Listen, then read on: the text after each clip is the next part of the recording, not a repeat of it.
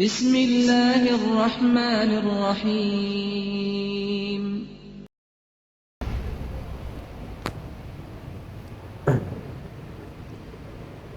Namun sebelumnya,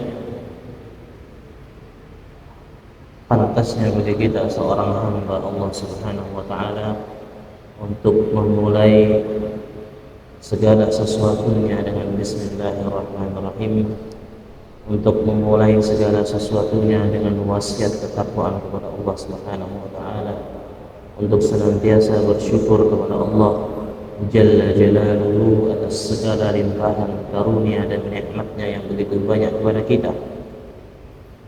Dan atas limpahan karunia nikmat dari Allah Subhanahu wa taala, kita dituntut untuk mensyukuri nikmat tersebut. Dan di antara bentuk kita mensyukuri nikmat Allah Subhanahu wa taala adalah dengan kita beribadah kepada Allah Azza wa Jalla. Dan syukur di dalam bentuk ibadah ini termasuk apa yang akan kita kaji pada pembahasan hari ini, yaitu tafsir surah Quraisy. Pada pekan yang lalu, alhamdulillah kita telah selesaikan tafsir Al-Quran surah Al-Fil. Kemarin Al-Fil telah kita tuntaskan, alhamdulillah. Dan apa yang akan kita kaji tafsir pada pekan hari ini masih berkaitan dengan surat Al-Fil, maka harus diingat kembali. Kami mohon kepada para jamaah sekalian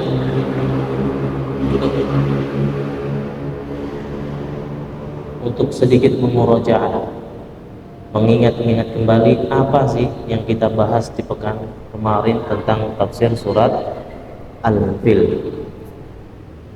Pada pekan yang lalu kita telah membahas tentang kisahnya Abraha dan pasukan gajahnya yang dipimpin dengan salah satu gajah yang paling besar bernama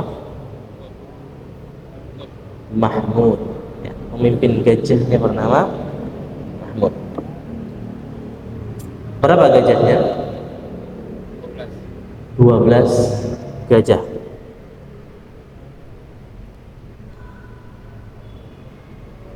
Ada yang bisa ngambil kesimpulan tafsir surat Al-Fil pada pekan kemarin?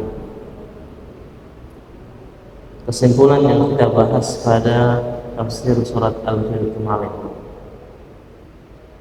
sulit kalau kita mengambil kesimpulannya, karena dia bercerita seperti hanya dongeng, yaitu bercerita tentang bagaimana Allah Subhanahu wa taala mengadab pasukan gajah ini dengan hanya melalui hewan yang kecil, yaitu burung.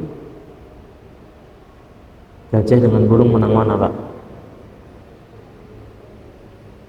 Gajah dengan burung kalau hari ini menang mana, Pak? Nggak tahu, Pak, ya. Maka insya Allah tafsir surat Quraisy ini masih bersangkutan dengan apa yang kita bahas pekan kemarin, tentang bagaimana Allah melimpahkan kenikmatan yang begitu besar kepada kabilah Quraisy berupa keamanan, keselamatan dari serangan pasukan gajah. Allah limpahkan kepada mereka karunia yang begitu besar. Selepasnya pasukan gajah hancur, luluh lantah, Allah azab dengan burung yang berbondong-bondong membawa batu yang terbuat dari sijil, batu yang panas. Maka yang ditinggalkan oleh pasukan gajah ini, Pak, tidak main-main. Yang ditinggalkan mereka karena mereka kabur, sebagian yang ada yang mati, sebagian ada yang kembali ke kotanya kemudian binasa, sebagian masih ada di kota Mekah, bahkan sampai sepeninggal Nabi mereka masih hidup buta dalam keadaan menjadi pengemis di kota Mekah.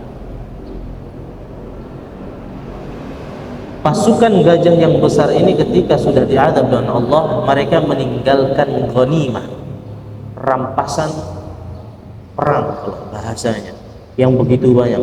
Bahkan diriwayatkan oleh Al-Hafidz Al-Imam Ibnu Katsir rahimahullah di dalam tafsirnya beliau ini, Abdul Muthalib, siapa Abdul Muthalib Pak?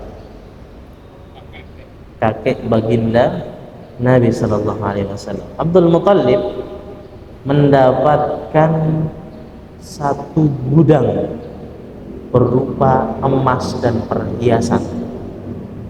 Diriwayatkan oleh Al-Imam Al-Hafidz Ibnu Katsir, para penduduk Quraisy sepeninggalnya pasukan gajah ini diadab, mereka memanen, sudah dikembalikan 200 unta milik Abdul Muthalib, pasukan gajah tidak jadi nyerang, mereka malah teradab, yang ditinggalkan di tempat itu begitu banyak dibawa oleh Abraha. Maka kenikmatan yang besar ini Allah ungkit lagi kepada mereka orang-orang Quraisy. Maka apa yang kita bahas pada tafsir surat Al-Fil ini masih berkaitan juga tentang kenikmatan Allah yang besar yang Allah limpahkan kepada Quraisy. Lantas apa ujung dari kenikmatan itu? Perintah Allah apa? Kenapa kemudian Allah mengungkit ataupun mengingatkan kembali kepada mereka kabilah Quraisy, ingatlah ini loh nikmatku kepadamu. Apa tujuannya? Maka kita akan bahas pada tafsir hari ini. Namun sebelumnya, seperti biasa kita akan membaca surat Quraisy terlebih dahulu. Saya akan membacakan suratnya, kemudian para jamaah, para hadirin sekalian bisa mengikuti apa yang saya bacakan. A'udzu billahi minasy syaithanir rajim. A'udzu billahi minasy syaithanir rajim. Bismillahirrahmanirrahim. Bismillahirrahmanirrahim. Li'ilafi Quraisy, li'ilafi Quraisy إيلافهم رحلة الشتاء والصيف إيلافهم رحلة الشتاء والصيف فليعبدوا رب هذا البيت فليعبدوا رب هذا البيت الذي أطعمهم من جوع وآمنهم من خوف الذي أطعمهم من جوع وآمنهم من خوف. Barakallahu fikum. Allah Subhanahu wa taala memulai firman-Nya li'ilafi Quraisy, demi ataupun karena ilaf. Ilaf artinya adalah kebiasaan. Ilaf adalah kebiasaan yang rutin. Jenengan bangun pagi langsung mandi, ini menjadi rutinitas. Maka ini penyebutannya adalah ilaf. Perbuatan yang dilakukan manusia berulang-ulang, berkesinambungan bertahun-tahun, ini disebut ilaf, kebiasaan. Karena kebiasaannya kabilah Quraisy. Pertanyaannya Pak, ada yang pintar bahasa Indonesia di sini Pak? Ini kalimat yang sempurna atau tidak Pak? karena kebiasaannya kabilah Quraisy. Kalimat yang sempurna atau tidak, Pak? Tidak. Seolah-olah maksudnya apa? Ini sirah yang memancing para pembaca untuk penasaran, untuk agar mereka tidak berhenti pada ayat itu saja. Para ulama sebagian menyebutkan ada hubungannya ayat pertama ini dengan ayat yang ketiga. Apa ayat yang ketiga bunyinya, Pak? Falyabudu rabb hadzal bait. Kita terjemahkan terlebih dahulu. Liila fi Quraisy, karena kebiasaannya kabilah Quraisy. Apa kebiasaannya, Pak? Ila fihim, kebiasaan mereka adalah rihlatash syita'i was-shaif. Mereka melakukan perjalanan safar, Pak. Rihlah syita'a was-shaif, di musim dingin dan di musim panas. Allah Subhanahu wa taala langsung melanjutkannya, falyabudu rabb hadzal bait. Seperti terpotong setelah menyebutkan kebiasaan mereka rihlah di musim dingin dan musim panas, kok tiba-tiba disuruh falyabudu, maka sembahlah rabb hadzal bait, Tuhannya rumah ini, maksudnya Ka'bah. Alladzi at'amahum min ju', yang memberikan makan kepada mereka di waktu mereka lapar, wa amanahum min khauf, dan memberikan keamanan kepada mereka di saat mereka ketakutan. Ini terjemahannya, Pak. Kita akan bahas tafsirannya. Liila fi Quraisy, demi karena kebiasaannya Quraisy. Quraisy siapa, Pak? Quraisy siapa, Pak? Ada yang kenal, Pak? Quraisy adalah kabilah, namun aslinya adalah nama dari nenek moyangnya baginda Nabi Muhammad sallallahu alaihi wasallam.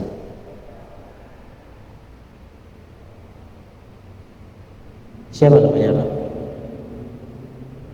Hashim ibn Abdul Manaf. Dihafal, Pak, ya? Julukan Quraisy ini melekat kepada kakek Nabi, buyutnya Nabi yang bernama Hashim ibn Abdi Manaf. Di atasnya Hashim ibn Manaf ada kakek-kakeknya lagi sampai kepada Kinanah. Dari Kinanah sampai kepada Ismail alaihi salam. Ada yang hafal nasabnya baginda sallallahu alaihi wasallam? Saya kasih hadiah. Yang hafal nasab Nabi sallallahu alaihi wasallam dari baginda sallallahu alaihi wasallam sampai Ismail alaihi salam, saya kasih hadiah. Insyaallah. Ada yang hafal? Baginda Nabi sallallahu alaihi wasallam adalah merupakan keturunan dari Nabi Ibrahim alaihi salam. Quraisy ini kabilah yang istimewa di kota Mekah. Nabi sallallahu alaihi wasallam pernah bersabda, "Innallaha astafa Kinanatan min waladi Ismail." Sesungguhnya Allah memberikan kemuliaan kepada Kinanah, salah satu keturunannya dari Ismail alaihi salam. Wastafa Quraisyan min Kinanah, dan Allah memberikan kemuliaan kepada Quraisy, maksudnya Hashim, di antara keturunannya Kinanah. Ismail memiliki keturunan yang banyak, di antara keturunannya ini ada yang bernama Kinanah. Kinanah ini yang Allah berikan kemuliaan kepadanya. Di antara keturunan Kinanah yang begitu banyak ada Quraisy. Dia kabilah yang sangat mulia. Apa yang kemudian Allah istimewakan dari Kinanah ini dan Quraisy? Kinanah salah satu keturunan Nabi Ismail alaihissalam memiliki kemuliaan yang Nabi SAW sebutkan. Di antaranya adalah kedermawanannya, kedermawanan. Saking dermawannya Kinanah ini disebutkan oleh sebagian ulama sejarah, di antaranya Ibnu Hisham, Kinanah tidak pernah terlihat makan dalam keadaan sendirian. Paham tak maksudnya?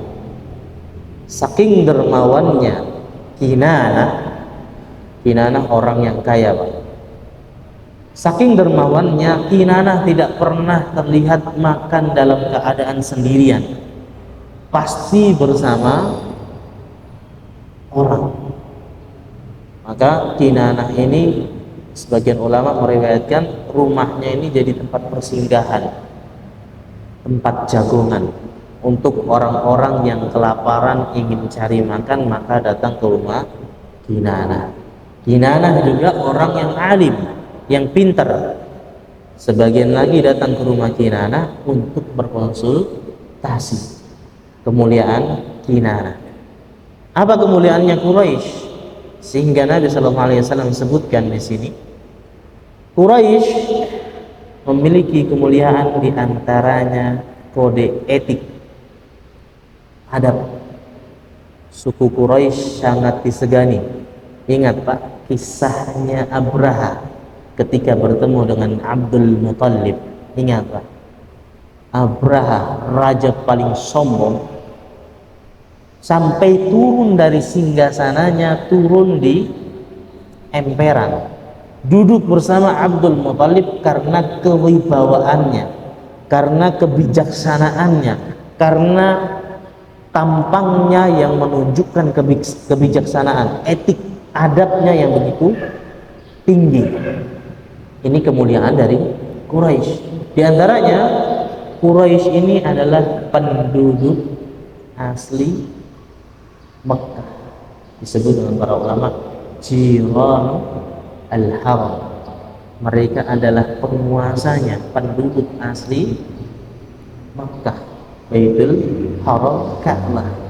Dan Ka'bah adalah tempat suci bagi segala agama. Dari semua agama yang ada, Pak, semuanya mengkuduskan atau memuliakan, mensucikan kota Mekah karena keberadaan Ka'bah. Masa iya? Silakan tanya kepada agama-agama yang lainnya, Yahudi, Nasrani. Tanyakan kepada mereka posisi Ka'bah di dalam kitab mereka. Sangat mulia.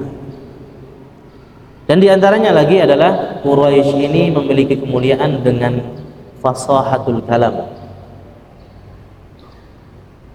Lisannya yang begitu fasih, ketika berucap, berbicara tidak,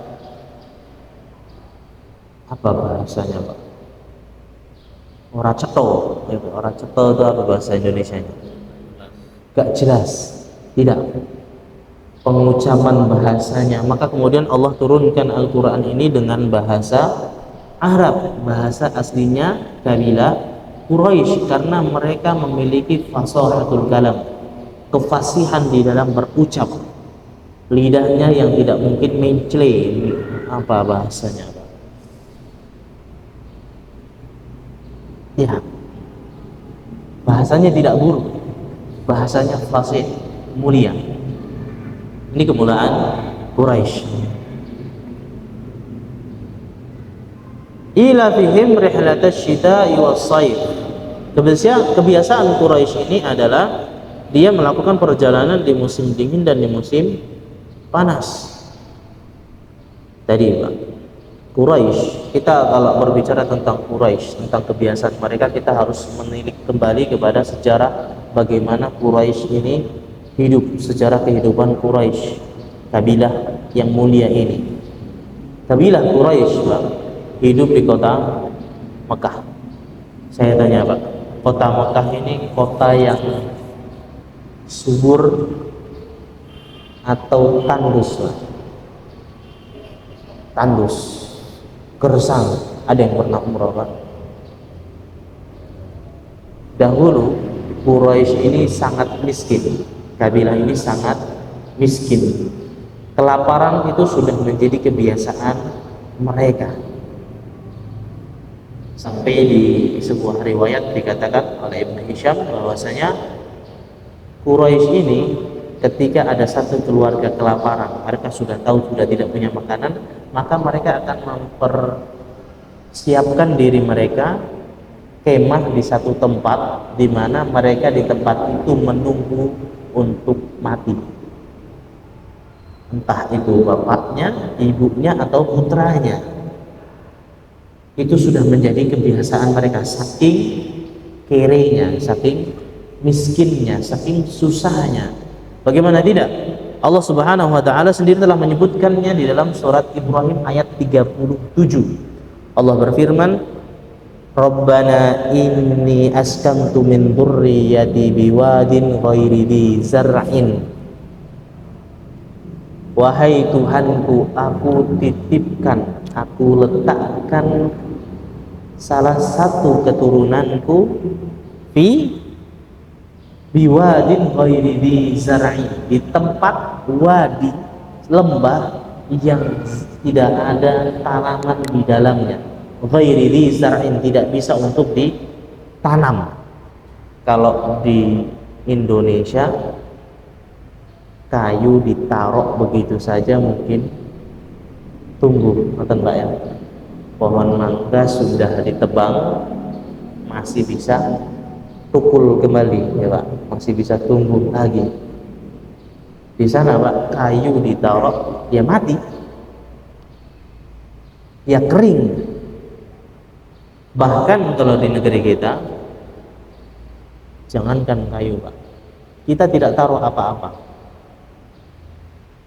tumbuh nggak Pak? Tumbuh. Quraisy, mereka kabilah yang sangat susah, hidup di tengah-tengah lingkungan yang begitu tandus. Mereka sering menderita kelaparan, maka di suatu ketika datanglah Hashim ibn Abdi Manaf, memiliki ide. Kita tidak bisa selalu seperti ini terus. Sampai kapan kita akan seperti ini terus? Lama-lama kita akan punah. Quraisy ini akan hilang, binasa karena mati kelaparan. Maka di sini Pak, Hashim begitu brilian, begitu cerdas, berpikir aspek ekonomi apa yang bisa membangkitkan Quraisy.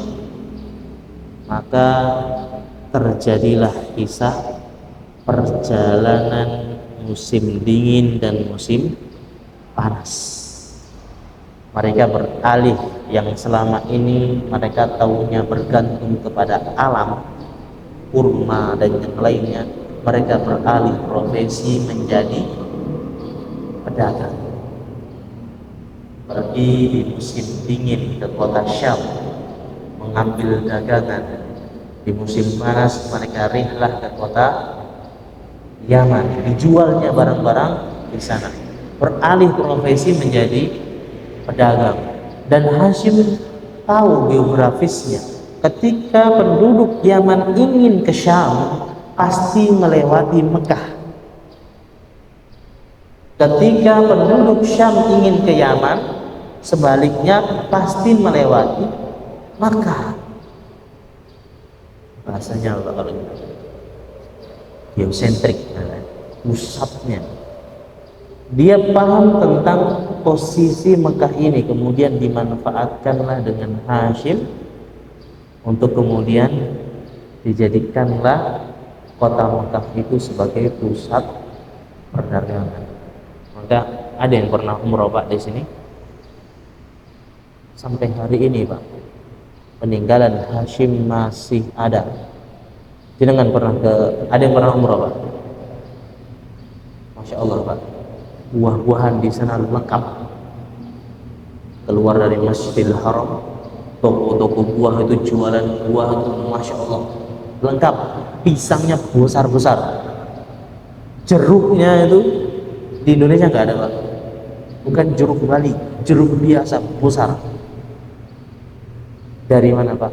Impor dari Yaman turun ke Mekah, dari Syam naik ke Mekah. Ini peninggalan Hashim. Maka kita dapati Pak, tanah yang begitu gersang Mekah ini Pak, hari ini begitu banyak kenikmatan di dalamnya, buah-buahan lengkap. Saya 4 tahun di sana Pak, tidak pernah saya lihat ada pohon jeruk, pohon pisang, tapi di setiap toko ada pisang yang dijual. Kenikmatan yang besar atau tidak Pak? Besar, besar sekali. Namun menjadi pertanyaan juga, kemudian bagaimana Hashim ini bisa berdagang di zaman itu dari kota yang begitu jauh ini, padahal di zaman itu yang namanya begal, perampokan itu sudah biasa. Di antaranya ada sahabat Nabi, mantan pemimpin begal. Siapa Pak? Ada yang tahu Pak? Sahabat Nabi yang beriman dahulu di masa jahiliyah, dia adalah mantan preman, bahkan ketua geng begal kan? Siapa Pak? Salman Al-Farisi. Di zaman jahiliyah dahulu itu sering Pak begal seperti itu. Namun kenapa Quraisy ini bisa aman berdagang ke sana sini Pak? Ketika itu Hashim bersama saudara-saudaranya yang lainnya, di antaranya ada Abdus Syams, Naufal, dan saudara-saudara yang lainnya, diutus menjadi 2 kelompok. Kamu pergi ke Habasyah, empire kerajaannya yang memimpin Yaman. Ingat Pak ya kisahnya kemarin, Yaman di bawah kepemimpinan Dunuwas sudah ditaklukkan oleh Abraha. Abraha adalah panglima perang dari kerajaan Habasyah. Ingat ya Pak, kita ingat murojaah sedikit cerita kemarin. Abraha panglima besar dari kerajaan Habasyah, sudah menguasai Yaman. Daerah dahulu penguasanya adalah Dunuwas. Persia, wilayah kekuasaannya adalah Syam di atas. Hashim mengutus saudaranya ke negeri Habasyah. Hashim pergi dengan saudara satunya yang lainnya, pergi ke kota Persia, di empire, di kerajaan Persia di sana. Mereka membuat bahasa sekarang MOU. Apa MOU Pak kebanyakannya? Memorandum of Understanding ya Pak ya, MOU kalau nggak salah kepanjangannya. Intinya kesepakatan, kesepahaman, perdamaian. Ketika itu langsung dengan raja-raja Persia dan raja-raja Habasyah langsung diketok palu saja Pak, disetujui. Kenapa mereka langsung setuju atas usulan si Hashim ini? Langsung disetujui kenapa Pak? Karena mereka adalah penduduk yang mulia. Datang kepada kami tamu yang mulia, pemilik atau penguasanya Ka'bah.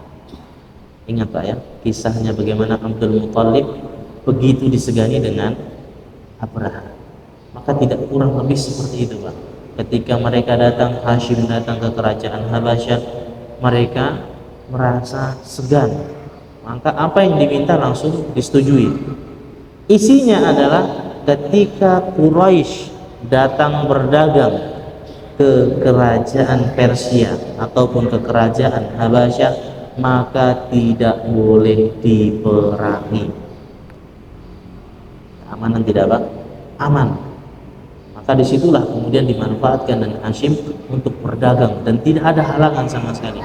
Padahal kabilah-kabilah di sekitar Mekah ketika itu, ketika mereka ingin berdagang sebagaimana Quraisy, pergi ke Persia pulang cuma nama, bahkan tidak ada sendalnya Pak, tinggal nama. Namun Quraisy ini tidak, mereka diberikan jaminan keamanan oleh dua imperium terbesar ketika itu, yaitu Habasyah dan Persia. Ini dibuktikan dengan firman Allah Subhanahu wa taala. Allah berfirman, "Awalam yarau anna ja'alna haraman aminan wa yatakhattafan nasu min hawlihim." Tidakkah engkau telah melihat bagaimana Allah jadikan negeri haram ini, Mekah ini, aminan, menjadi aman, wa yatakhattafan nasu min hawlihim, di mana manusia-manusia di sekitarnya kemudian merapat mencari keamanan. Ini janji Allah dan kenikmatan Allah kepada penduduk Makkah, kepada kabilah Quraisy.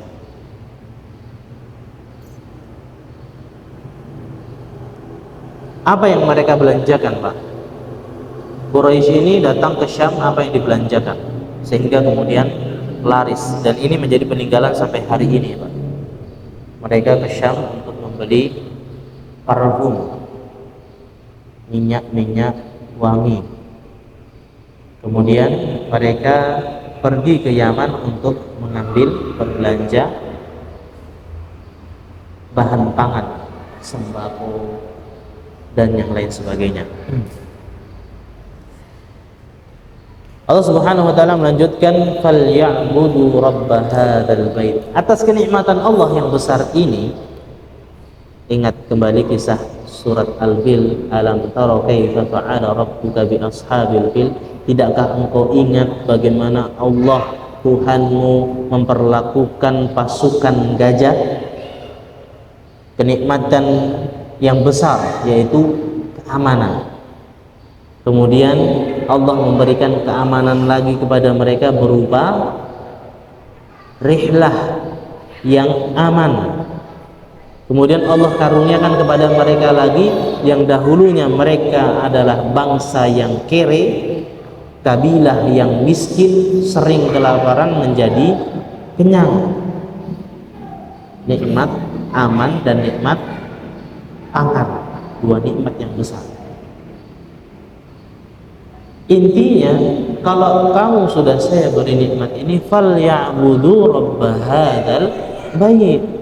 Kalau sudah seperti ini, maka sembahlah Tuhanmu, pemilik rumah ini, karena kenikmatan yang kalian dapatkan hari ini, wahai kabilah Quraisy, adalah berkat Tuhanmu, karunia dari Tuhanmu. Ada yang aneh, Pak, dengan ayat ini? Pertanyaannya, Pak, Quraisy menyembah Allah atau tidak, Pak? Quraisy, penduduk Mekah, menyembah Allah atau tidak, Pak? Menyembah, Pak. Mereka menyembah Allah. Lantas kenapa kemudian Allah perintahkan mereka falyabudu rabb hadzal bait? Sembahlah Tuhan pemilik rumah ini, maksudnya pemilik Ka'bah, yaitu Allah Azza wa Jalla. Kenapa Allah merintahkan menyembah Allah sedangkan mereka sudah menyembah Allah? Disebutkan oleh para ulama, mereka menyembah Allah bersamaan dengannya mereka menyembah berhala. Mereka menyembah berhala. Mereka menyembah Allah tidak murni. Mereka menyembah Allah tidak ikhlas. Maka Al-Imam Al-Hafidz Ibnu Katsir rahimahullah menyebutkan di dalam tafsirnya, falyabudu, maknanya itu adalah falyuwahidu bil ibadah, esakanlah Tuhanmu di dalam ibadahmu.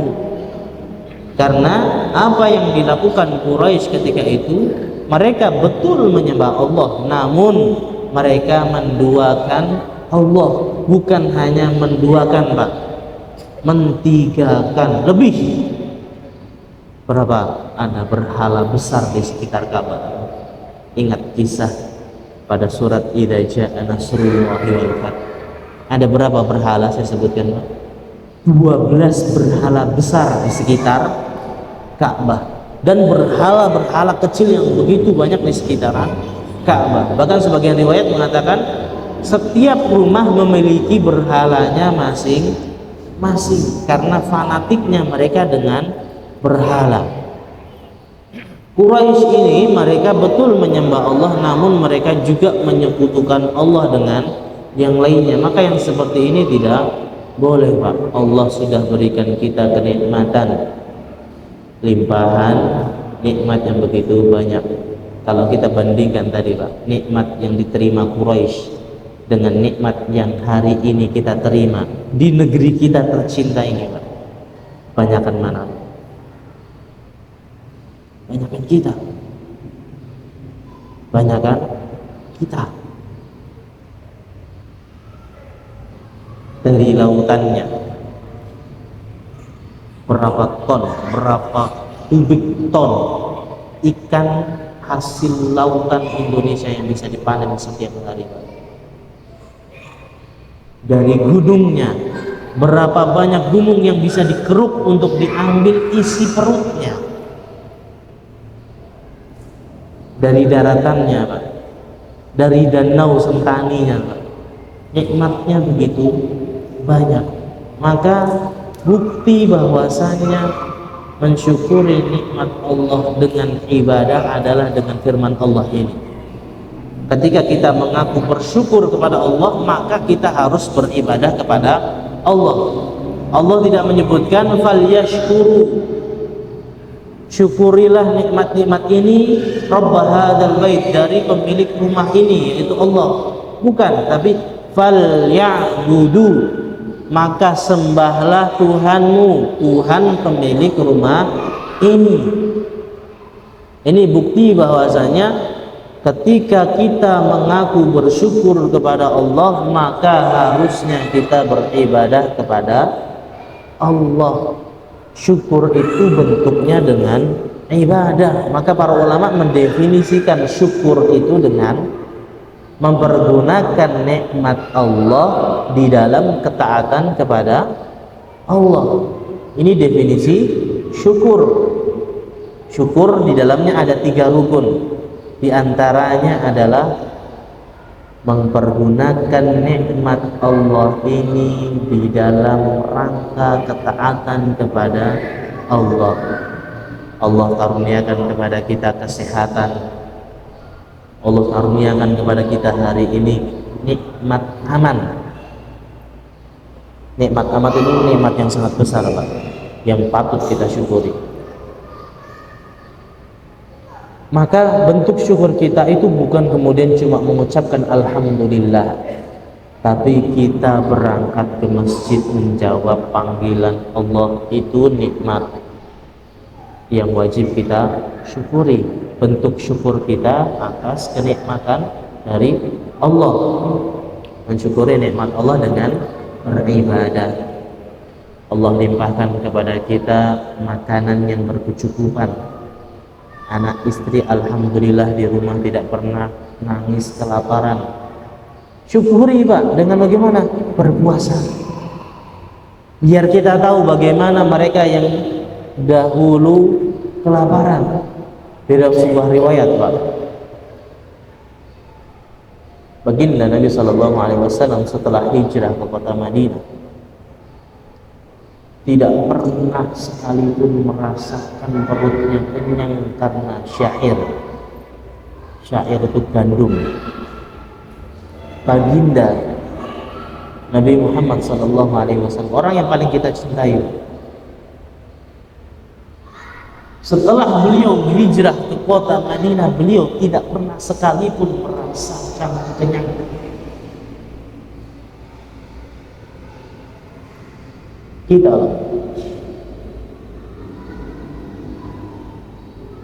Masya Allah, makan sudah pakai tempe, pakai kapung saja masih mengeluh. Pokoknya kalau nggak ada ikan, nggak ada daging, kurang enak. kurang lengkap. Baginda, Pak, malu kita. Panutan kita, suri tauladan kita, Nabiullah Muhammad SAW tidak pernah merasakan kenyang sampai meninggalnya beliau Nabi SAW. Maka di antara bentuk syukur kita ketika kita dilimpahkan kenikmatan berupa pangan, berpuasa. Rasakan bagaimana baginda Nabi SAW dahulu menahan lapar. Sampai di dalam sebuah riwayat baginda pernah mengganjal perutnya dengan 3 buah madu.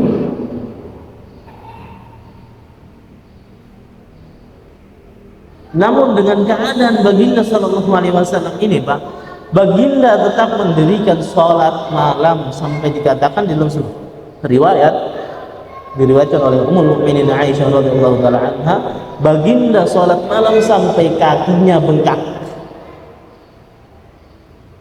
Ini bentuk syukur. Syukur itu bukan hanya lisan. Kemudian setelah itu kita sholat bukan karena Allah, tapi karena ada pejabat. Kita sholat bukan karena Allah, tapi karena biar saya dipandang alim.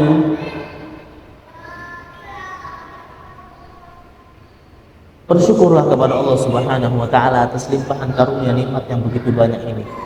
Terutama kita hidup di negara Indonesia ini, di mana semua kenikmatan ada, tidak hanya pangan, keamanan pun kita dapatkan. Bagaimana saudara-saudara kita di negara Palestina, mereka tidak kekurangan makanan, Pak. Mereka tidak pernah lapar, Pak. Tapi apa gunanya nikmat pangan ketika roket datang dari langit-langit?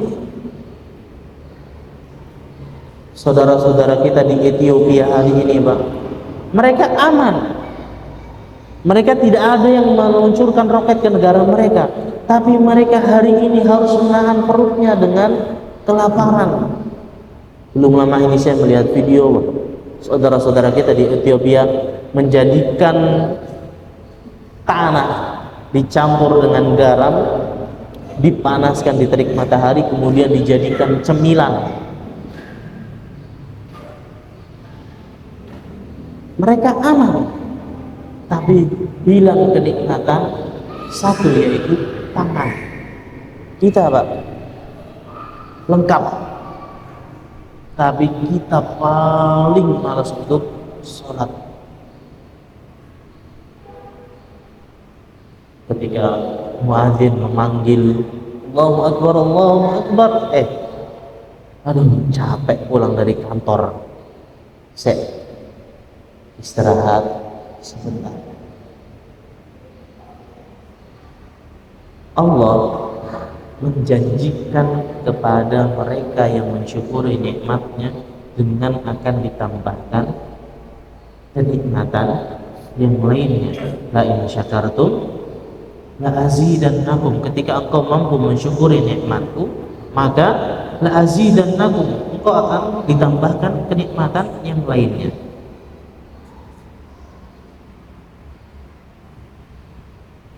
Fatal Islam azza Allah wa iyyakum. Kita lanjutkan sebentar, kemudian kita tutup karena sudah masuk waktu Isya. Fal ya'budu rabb hadzal bait, maka sembahlah Tuhan pemilik rumah ini, yaitu Allah Subhanahu wa taala, dalam rangka mensyukuri nikmat-nikmat Allah yang begitu besar ini. Alladzi at'amahum min ju', di mana Tuhanmu telah memberikan kamu makan ketika engkau kelaparan, wa amanahum min khauf, dan memberikan keamanan kepadamu dari rasa takut. Bagaimana dahulu penduduk Quraisy, penduduk Mekah sangat takut, ada suku-suku begal di sekitarnya. Bagaimana dahulu mereka sangat ketakutan dengan kedatangan Abraha dan pasukan gajahnya. Kemudian Allah limpahkan kepada mereka kenikmatan aman ini. Maka wahai Quraisy, sembahlah Tuhanmu murni, ikhlas hanya kepada Allah Subhanahu wa ta'ala. Jangan menyekutukan Allah dengan yang lainnya.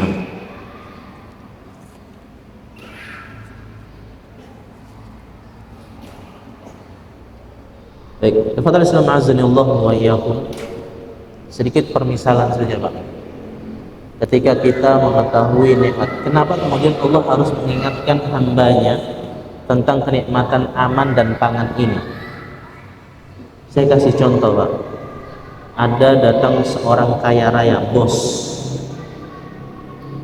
menjamin hidup kita. Sudah, kamu nggak usah mikir makan istrimu, keluargamu, dan yang lainnya. Saya yang tanggung selama 1 tahun penuh. Uang ojekmu, uang bensinmu, semuanya saya yang tanggung. Tapi bos ini meminta satu, tapi tolong rumput di depan rumahku ditebang, dibabat. Jenengan menjalankan perintahnya dengan ringan atau tidak, Pak? Dengan ringan, senang, suka hati, bahkan bahagia, ya nggak, Pak? Karena hidup kita dijamin dari A sampai Z selama 1 tahun. Kita mengerjakan perintahnya, yaitu membabat rumput, ringan nggak, Pak? Ringan. Atau mungkin cuma tolong pel rumah saya, ringan nggak, Pak? Ringan. Bahkan dengan senang hati. Sekarang saya tanya, Pak, Allah dengan orang ini lebih baik mana, Pak? Lebih baik Allah. Namun kenapa kita begitu berat ketika Allah memerintahkan kita untuk beribadah? Kenapa begitu berat kita untuk mentauhidkan Allah di dalam ibadah kita? Jangan menyekutukan Allah di dalam peribadatan. Allah minta seperti itu saja, tidak lebih. Tolong kalau sholat jangan karena yang lain-lainnya, tapi karena aku. Selesai. Tapi rasanya berat sekali untuk sholat. Rasanya berat sekali. Oh, ini hari Kamis, waktunya puasa sunnah. Ah, nanti saya ada meeting. Kalau meeting ada makanannya eman-eman, akhirnya nggak jadi puasa. Sedangkan tadi bos yang tadi yang kaya raya ini, ketika memberikan sedikit rezekinya saja kita sudah menjalankan perintahnya dengan sukacita. Maka seharusnya ketika kita berhadapan dengan nikmat Allah, ketika Allah perintahkan aqimis shalah, dirikanlah salat, kita kerjakan itu dengan bahagia, bukan dengan berat hati seolah-olah Tuhanku membebaniku syariat yang begitu berat. Tidak. Harusnya kita kerjakan perintah ini dengan sukacita, dengan penuh kebahagiaan kepada Allah Subhanahu wa Ta'ala. Sekian pada pertemuan hari ini, permisalan sedikit penutup pada tafsir surah Quraisy, di mana mereka mengkufuri nikmat Allah, bahkan menyekutukan Allah dengan Tuhan yang lainnya, dengan berhala-berhala, padahal nikmat Allah begitu besar kepada mereka. Sallallahu ala nabiyyina Muhammadin wa ala alihi wa sahbihi wa sallam, wa akhiru da'wana alhamdulillahi rabbil alamin. Assalamualaikum warahmatullahi wabarakatuh.